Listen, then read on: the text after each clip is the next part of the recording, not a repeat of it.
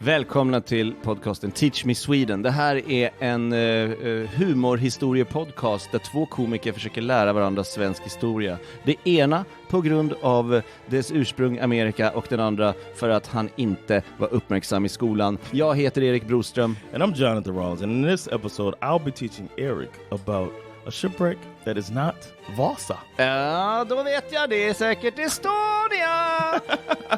Stay tuned to learn more about losing a lot of fucking money as a king.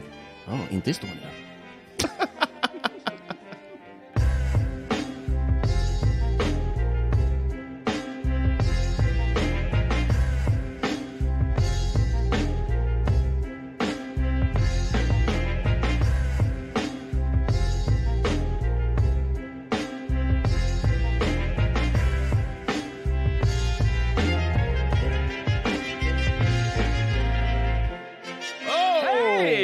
Hey, what's up, man?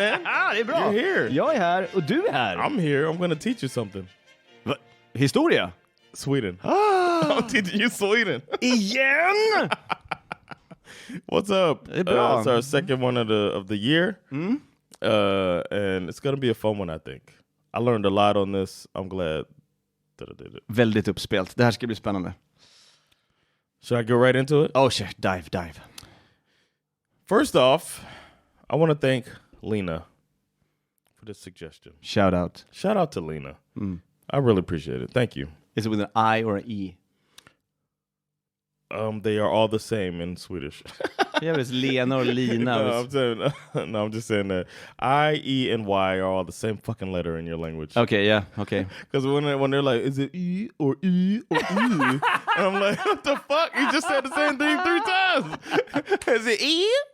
E or E? But you can say E. That's fucking amazing. We say I, E, Y. Yeah. It's like it's so much friendlier to the human ear. Men vi är en av de få länderna som har Y. Men du sa det precis. Du har Y. Nej, okej då. Du hade det. Men du tappade det. I got to my lips like this. Y. Yeah. Y. Yeah. Y. So that's one of the toughest things in Swedish. That and the toughest is en et. Don't get me started. Those of you interested, I wrote a blog about the Swedish language. About en och ett. Everything. Yeah. Why it's so hard. Yeah. And what I learned and what I still don't know. It's on my old blog. Expat John takes on the world. ... Well, Sweden. So yeah, that was my blog before I started comedy and podcasting. Anyway, one of the first attractions that I learned about when I came to Sweden is the Vasa Museum. Oh, is this Vasa Museet? Oh. There you can go and see, for those of you that don't know, an actual beautiful warship that sunk on its maiden voyage, but was kept intact by the unique mixture of the salt and fresh water that it sunk in. You know, yeah, det är bräckt vatten, yeah. We get to walk around and experience this ship from 1628 as if we are there. It's fun now, but back then, the Vasa train wreck was a source of embarrassment for Sweden. Yeah. It was on the minds of the Swedish Navy when they built future warships. Sweden was still an empire and needed the Vasa debacle to be a blip in an otherwise powerful military landscape. They reflected on the tragedy, and they even had an official inquiry on the Vasa. Oh, really? Wreck. Yeah. Yeah. And ultimately, not surprisingly, no one was held individually responsible. No. Vi gjorde det tillsammans, hörni. Yes. Sweden worked hard from 1628 on to get back to being viewed as a strong empire. By 1660, Sweden was peaking as a European military power. Nice. They had a strong navy, an ambitious king, and Karl X, Gustav. Just a couple years before, they had gone into Denmark and tried to take over for once and for all. That seemed like they kept trying to do that. But many other countries thought, nah, that's a little bit too much. Sweden can't control the entire Baltic Sea. Yeah. England and the Netherlands back to Denmark so that Karl X Gustav wouldn't take over completely. But Sweden got Blekinge, Hallunda. Is it Hallunda? Hallunda. Hallunda. And Skåne through a treaty. So that was a plus. Who the fuck wants Hallunda? Sorry. Somebody from Hallunda listens. Oh, sorry, I didn't mean to go. Det var inte meningen att attackera Hallunda. Det var bara lät kul. They're like, no, take it. No. Ni vet, Hallunda är annorlunda. Vi vill inte ha det. Men det här måste ju vara imperiet som Karl XII fuckade upp med kalabaliken i Bender. Eller hur? Yeah. För det är ju inte Karl X, Karl XII. Alltså, yeah, it's getting there. It's getting there. But Sweden also had land in the Baltics. Okay. And all of Finland. Mm-hmm. And Pomerania. Mm-hmm. Which is where they make those dogs. So I thought about it, but I didn't do it. so they were the big dogs in the Baltics for awesome. The 1650s brought about a different type of warfare on the sea. Okay. Whereas the earlier days saw ships squaring off against one another, or small fleet versus small fleet. It was kind of like mano a mano on the water. Yeah. And they wanted to surround, overtake a ship, overwhelm the enemy, and then that's how you win. Now fleets started forming lines and trying to outgun and sink enemy ships until they surrender. Okay. Mm-hmm. So they started making a line instead of like one-on-one, like, oh, we took them down. Like att det ska ta sån jävla lång tid att fatta. And then to form a line and then like hold the line and like move forward. Det kan vara knepigt. A little bit, men betyder det att de måste börja bygga kanoner rakt fram istället för på sidan då? Svara på frågan, Jonathan. No. The way I envision it is you make the line and then the cannons are on the side. Oh, so they go up and then like, they don't line like horses, but okay. Because I thought they were charging at the same time. Maybe. I don't know. From what I saw in pictures, they kept the cannons on the side. Okay, cool. But this meant it was important to build bigger and badder ships instead of like faster and like more versatile. They just wanted to go for the firepower. That was the thing then, because they're fighting on the water. Mm-hmm. The beginning of the 1660s marked the time when Sweden's naval fleet needed an upgrade.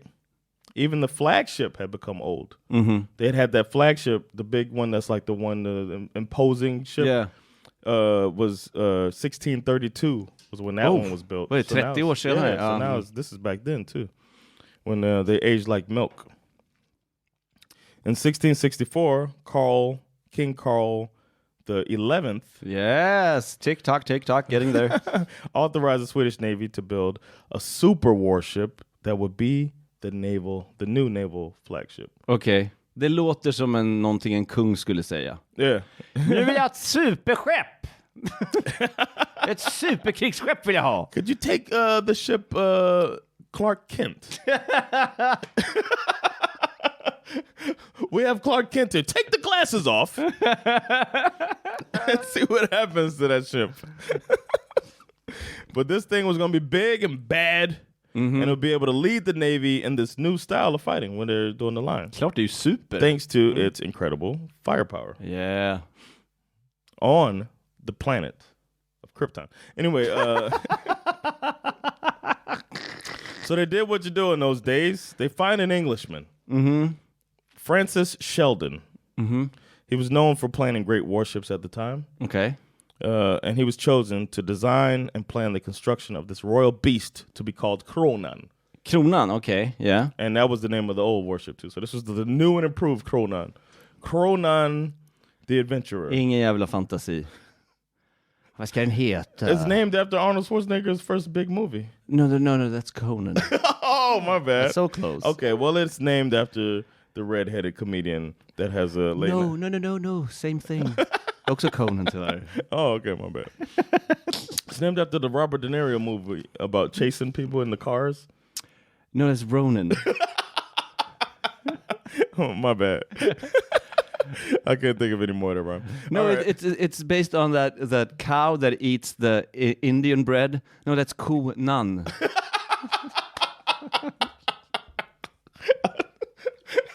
What a stretch. Yeah. So Francis Sheldon designed what would be at the time one of the largest 3 ships in the world. Okay. It was going to have 126 guns on it. Mm-hmm. Because why not? Är det mycket? Yeah. Ja. Jag antar det, men jag vet ju inte hur mycket de gamla har. Men jag antar att 126, det låter jävligt mycket. It's a lot of guns. And there were going to be 3 gun decks with 34. You got to do it in American truck commercial. 3 gun decks with 34 to 36 guns on battery decks and 18 on the upper decks as well as in the bound quarterbacks. And an 8-ounce steak. They're going to have cannonballs as heavy as 15 kilograms and cannons as heavy as 4 tons with a Hemi. That's the commercial back then. You gotta get you on a ship. You want a warship. Men det är bara någon som läser det så här, rolled paper.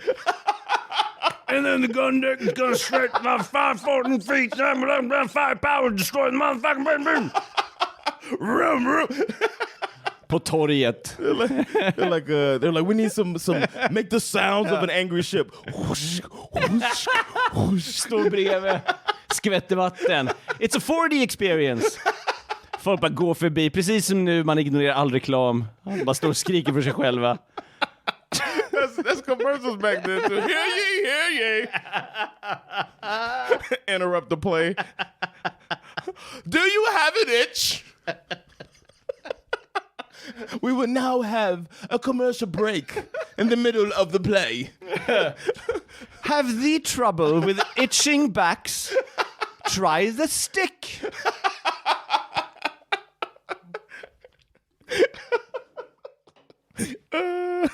Thine back itcheth. For a vague amount of coins. All right, so these are the numbers from the plan that he drew up. That I said, the 15 kilograms, the 4-ton cannons, and all this stuff. Yeah. And it could be overblown.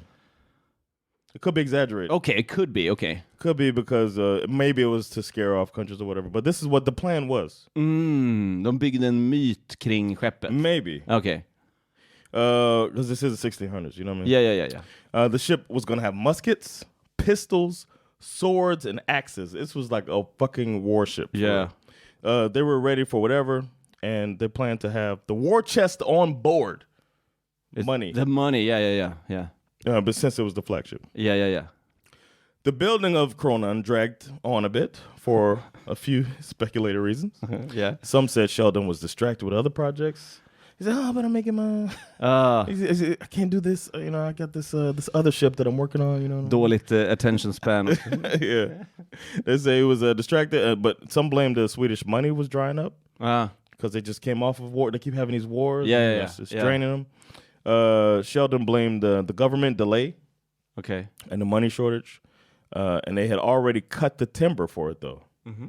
They used 7 to 10 hectares of oak tree forest of 100-year-old trees just for the hull and the mines for the mast. Shit. That's some fat trees. Construction crept along until finally, after almost 3 years, Herregud. Kronan was complete. Oh. On July 31st, 1668. So they took her out for a test ride. And they realized that the pile bed, I don't know much about boats, but there's a place called the pile bed, and it was too small. Where is it? It's like, I don't know. It's like the front, I think it's the front of the boat. Okay. But it was too small, and a part called the keel broke off into the water. Okay. And frustration started growing with the military leadership. They're like, you built this boat, and now it's fucked up. It's not working. Yeah. So now they're at odds with Sheldon. No, it's a submarine. It's supposed to do that. We have this new way of fighting. You didn't see the commercial during the play? I never watch commercials. The ship wasn't going to be, it turned out to not be officially complete now. Okay. Because he had to go back. Oh, he also blamed the wood dried too long. He's like, but it was out too long. The wood, and it got too dry, so then that's why it broke off so easily, You got to keep your wood moist. It sound like bullshit. Yeah. Was the wood moist? You have to moist that wood every day. You got to moisten the wood. I told y'all, no. Det låter väldigt snuskigt. Yeah, moisten the wood. Det låter 1600-talsporrfilm. Are you speaking of masturbation? Yes. Moist the wood! The royal wood. So they officially completed the ship, the Kronan, on December of 1672. Okay. Det är lite senare, ja. Yeah. And they started in 64, I believe. Yeah. So that's almost 10 years. Yeah. The first use of the ship was going to be to celebrate King Carl XI. Nej. Jaha. Just have a little party. Nej. Okay. With the ship being so big, it was able to have a very large crew. Not only military members were going to live there. Sometimes they would like have people that weren't even, they're just hanging out. It turned into like, they said civilians that ride it from time to time. Yeah. Det låter inte säkert. Yeah, and they said it was, they had different classes of people too that were able to ride. So the lower class could get, but you know, they'll be down on the bottom deck or whatever. Tyskarna kommer dit. I am a Swedish tourist. I would very much like to see the inside of the crown. He looks Danish, this guy. Women were able to travel on it sometimes. Okay. It's kind of a rarity. Progressive. Until they went out past the archipelago, because that means, you know, soldiers only, baby. Och då slängde de av alla civila. No, we're going to stop over here, everybody. We're going to be stopping here. Everybody get off on that rock. Get off on a rock and wait for somebody. Thank you for riding Kronan. Tax-free är nu stängd. The distance between the boat and the shore is 15 meters.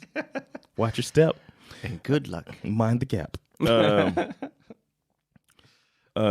it was strictly warship when it went out past the archipelago, of course. So there were, of course, fancy and prestigious ornaments throughout the ship's design because it needed to be fit for royalty. Yeah. Paintings, sculptures could all be enjoyed by passengers. But it was still a flagship in the naval fleet. She was for war. Oh, yeah. Sweden had lost the Battle of Fehrbellin, which we might talk about some other time. Fehrbellin. Fehrbellin, I think that's how you say it. Fehrbellin, maybe. Okay, yeah. In 1675, and the fleet was needed to rescue the Swedish possessions in Pomerania. Arf, arf. Yeah. The Swedish fleet was large with several large ships. They had the Sword, the Apple, and the Key. And it was about 1,400 tons. And then the enormous Kronan, of course. So they had close to 28 large and medium ships of their line and almost as many smaller warships. So they got a fleet. Yeah. But they didn't have that many supplies, probably because they spent all this money on ammunition. And there weren't that many experienced senior officers because they built the fleet so fast. Okay. That you don't have as many good people Bara för att det var så stort. Okay, ja. So they built up this navy, but they don't have the manpower to run a navy properly. The Danes mockingly described the Swedish crew as farmers dipped in salt water. I don't know how to do a Danish accent, but that's funny. That's funny. That's funny. Får du se det här för idioterna? Det kan ju säga för 5 år. So the fleet went to sea under their admiral in the Navy, Otto Stenbock, in the autumn 1675. They didn't get further than Karlsöarna outside of Gotland. The weather was unusually bad, low temperatures, strong winds, and the ships were difficult to get warm. The crew was poorly dressed. Yeah. Of course they were idiots. And a lot of them got sick. Some of them took VAB days. No, I'm just kidding. Jag visste inte att man inte kunde dricka havsvattnet. Det är ju vatten. They started running out of food. And then Kronan lost the bow anchor. Men vad fan? So Stenbock was like, we got to go back to Dollar. And they failed on this rescue mission to rescue Pomeranians. So King Carl was like, yo, what the fuck? Operation Ball Catcher. King Carl was mad about this. Yeah. He's like, I sent you over there to do something. Y'all couldn't figure this out. And he held Stenbock personally responsible for the failure. And then he got, damn. I forgot to translate the amount of money this is. But I know a later amount of money. Okay. It's a lot of fucking money. The king got a personal bill of 100,000 silver coins. Yeah. Which is a lot. This is roughly, it's definitely more than 1 billion crowns. Oh my God. Today. Yeah. So the king gets a fucked up ship, a messed up ship, no rescue, and 1 billion crowns. Oh my God. So he fired Stenbock. Det är en mild reaktion tycker jag ändå. Yeah, I'm surprised he didn't get beheaded. Yeah. And then the situation in Pomerania worsened during the winter. The fleet, along with Kronan, was ordered out to sea in a desperate attempt to rescue Swedish forces in the northern German areas. But the winter was cold and harsh, and the ice caps were in the Baltic Sea. And the wood was now too moist. And they got a new captain, a new Admiral Claes Ugla. Claes Ugla? Yes. Var det så att han mådde illa? Jätteilla? I know that reference. It was just him and his far. De sjöng varje dag på båten.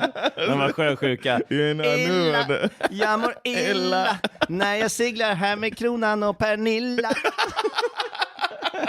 För ingen vet hur man kan slänga ankaret i vattnet. Usch vad jag mår illa.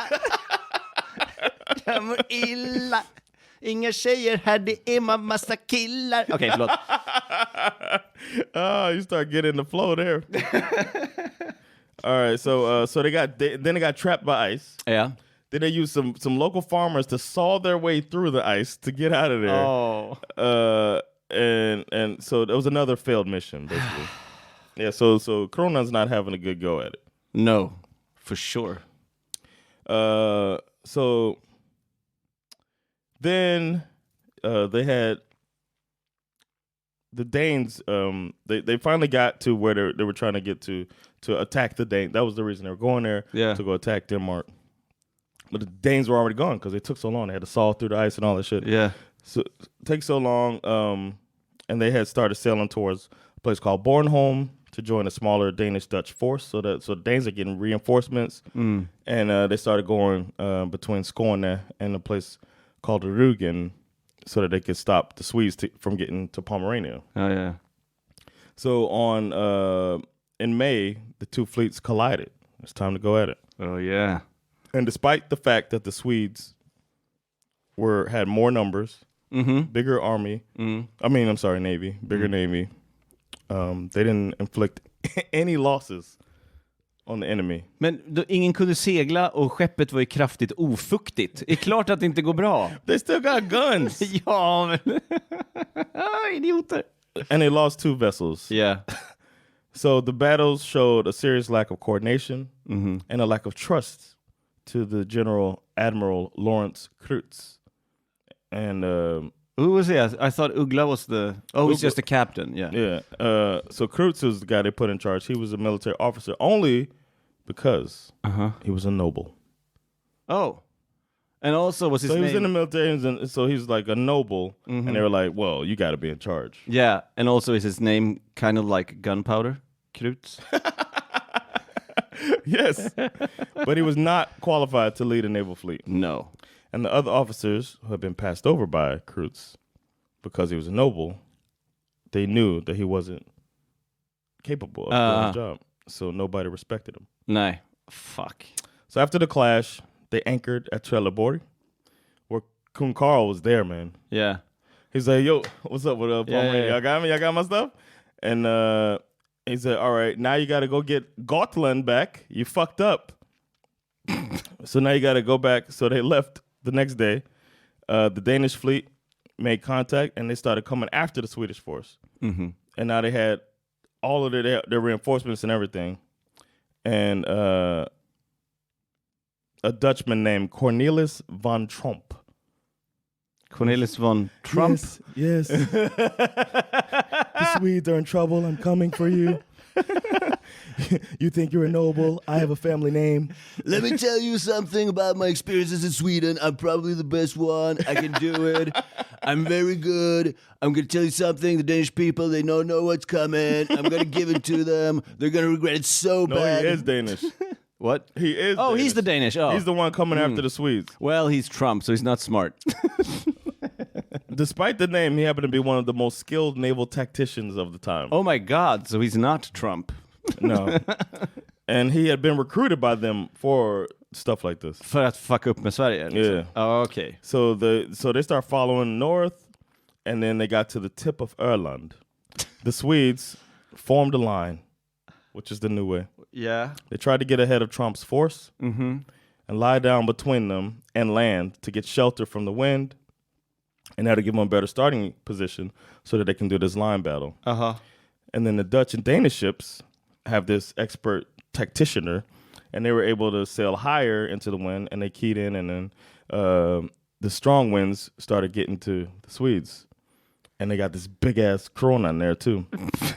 So the strong wind is hard on the rigging of a lot of the Swedish ships, and it starts blowing stuff off, like equipment off, making it difficult to hold the line together.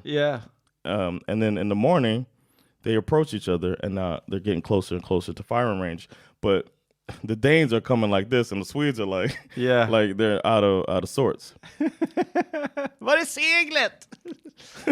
So at noon, but they still got this big ass ship with all of these guns and all that stuff. So they're ready. So at noon on the day northeast of the village called Husestad, the Swedish Navy carried out something that the military historian Ingvar Sjöblom described as a much discussed maneuver.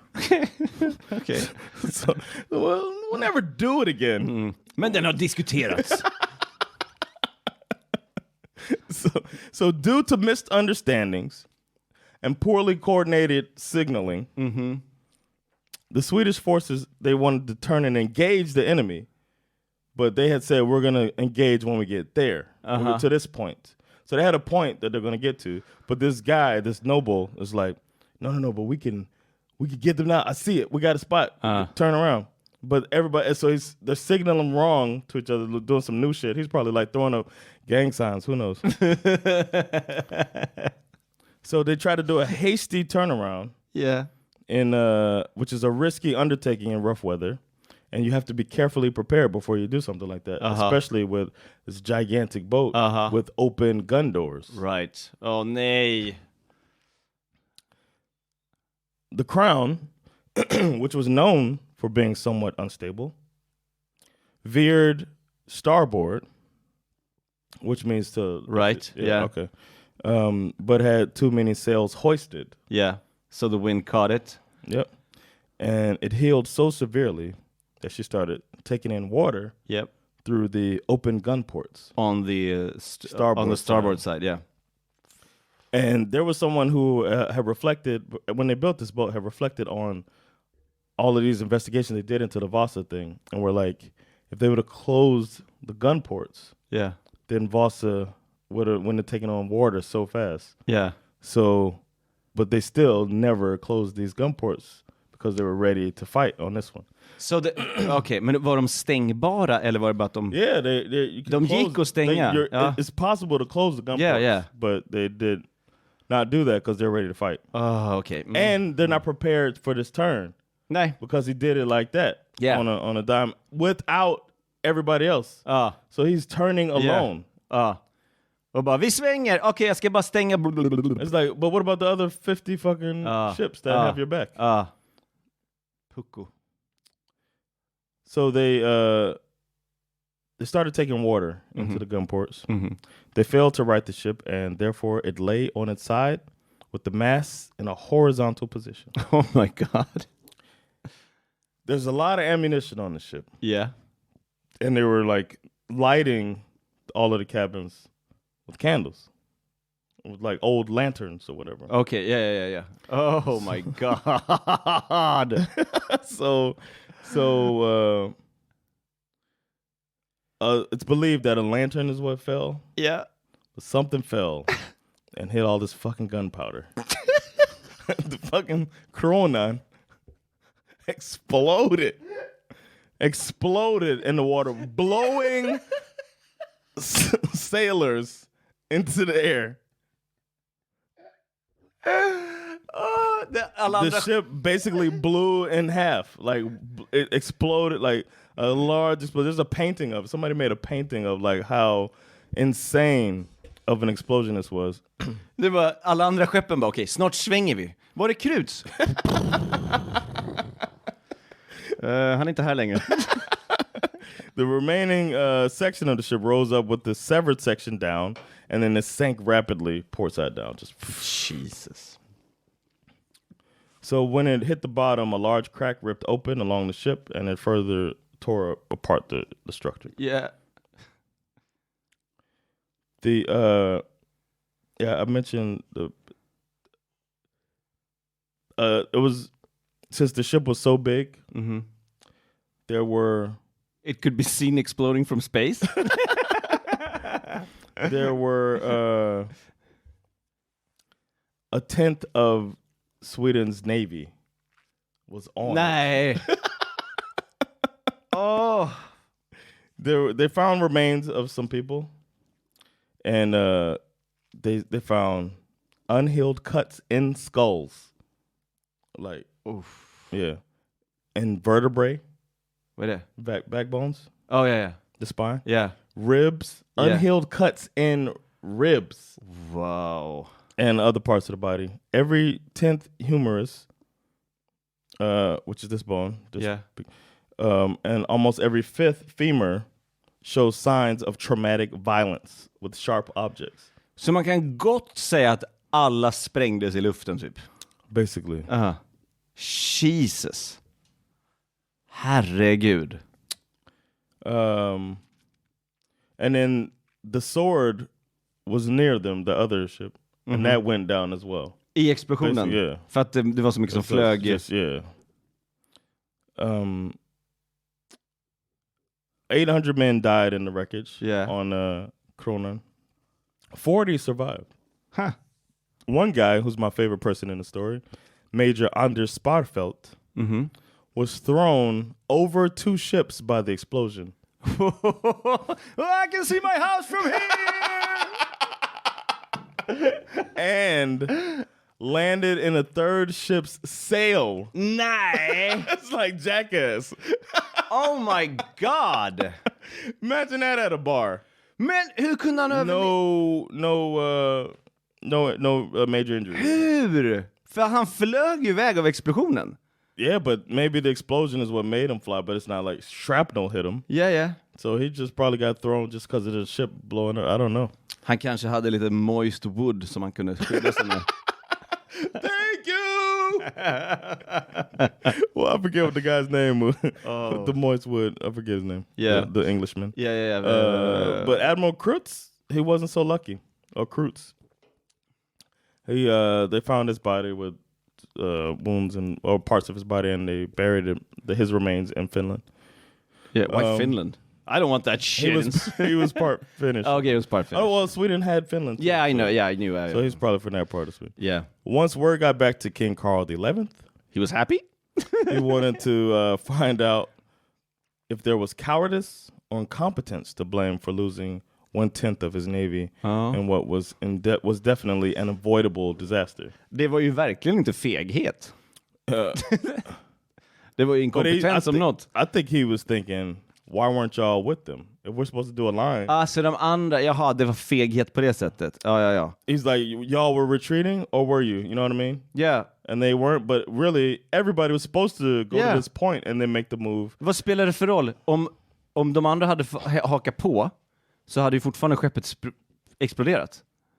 Det hade ju fortfarande varit samma slagsida om alla hade svängt när han svängde. No. Alltså om de hade hakat på honom. He was the one who changed the rules. Yeah, men om alla, vi säger att alla hade hakat på. And everybody just, I think that's what Sword did. Oh, yeah, okay. Right, yeah. Right, and now they're gone. Då hade 10/10 av flottan varit borta. Man. And with the Sword going down, that raised the death toll of Swedes to 1,500. Yeah, around 1,500. Herregud. So the king wrote that some of our naval officers behaved so cowardly and carelessly that they put the security, welfare, and defense of the kingdom in the highest danger. And he demanded that such a great crime should be severely punished. So he's trying to find somebody to blame for this. And they started an investigation. And the investigation went on from June until October of 1676. And no one was held individually. Nej, vi gjorde det tillsammans. Svenskarna. It's since been determined that the ship was just unstable. Yep.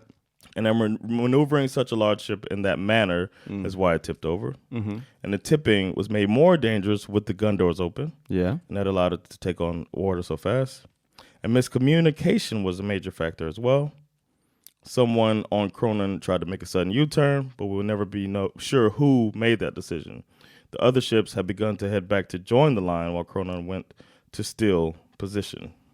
So that was the error that cost so many lives. Herregud. Kronan was valued at $326,000 silver mint at that time. And så det är lätt 3 miljarder över det. Almost, yeah. 2.53 billion crowns today. Crazy. So it's estimated that half of the value was in the cannons. Yeah. And Sweden already had experience retrieving cannons because of Vasa. Yes. So the king was like, get the cannons. hey man, y'all go get that money, man. y'all costing me so much fucking money. You noble assholes. Men danskarna är där. Jag sa inte hur ni skulle göra det. Jag sa bara att ni skulle göra det. Go get my money. They retrieved 60 cannons over the next 15 years. Ja, det är hälften. Yeah. Det är bra.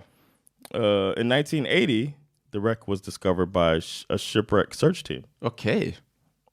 And they've dived down there every year since 1980 and retrieved over 30,000 items. Wow. From Kronan. Wow. Det lär ju bara legat utspritt över hela botten typ. Alltså det of the ocean, yeah. There's a museum in Kalmar dedicated to Kronan. Ja, det är det. Jag tänkte så här, varför har inte de ett museum? Men de har ett museum. Yeah, it's just not in Stockholm, so. Yeah, so I never heard of it.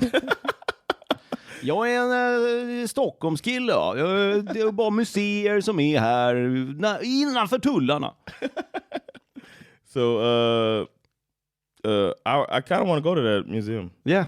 And learn more about this fascinating story, but that is all I have for that story now. That is the story of Kronan. Tack för historien och frågan är när åker vi? Let's do it. I gotta see Kronan. We can put some gigs together too, just to make it a work trip. Awesome. Yeah, man. Anybody in Kalmar? We like Airbnbs. Yeah. So let us know if we can stay at your house. Fy fan vad kul. Gud vilken rolig historia. Underbart. Jävla svenska båtar. Jag såg precis dokumentären om Estonia också, så historien upprepar sig hela tiden. Fast det kanske är den tekniskt mer än Estlands. Do you know how I found out about the Estonia tragedy? No. I did a reaction video of Då går jag ner I min källare. Pierre Isaksson. Okay. And he died on that. Oh, really? Yeah. Huh. And it was another musician that was booked on there that couldn't make it. And he took his place. Shit. And he had something in the bottom, in the cellar of so he was going down. No, I'm just kidding.